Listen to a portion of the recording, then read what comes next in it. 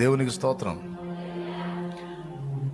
కొడితే తిరిగి కొట్టడానికి, తిడితే తిరిగి తిట్టడానికి గొప్ప బలమేం అవసరం లేదు కదండి.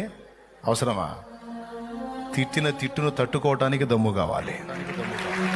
కొడితే దెబ్బను తిరిగి కొట్టకుండా తట్టుకోవటానికి గుండె కావాలి. దెబ్బను సహించడానికి, నిందను మోయటానికి, మాటను పడడానికి, దూషణ తట్టుకోవడానికి గుండె కావాలి. రియాక్ట్ అవ్వటం ఎంతసేపు? బూతులు తిట్టినవాడిని తిరిగి తిట్టడానికి మనకేం తెలియదు. ఏంటి పిహెచ్డి చేయాలా ఆ దరిద్రాల్లో? పచ్చి కోతలు, ఇక వాడి చెవుల్లో రక్తాలు రావాలి భయంకరంగా, ముక్కులో కూడా రావాలంతే. కొత్త తిట్లు కనిపెట్టి మరీ తిడతాం. మనమే ఎరగని తిట్లే, అందులో పుట్టి అందులో పెరిగి ఆ టైపులో వచ్చిన వాళ్ళు మొత్తం చండాల బతుకుని.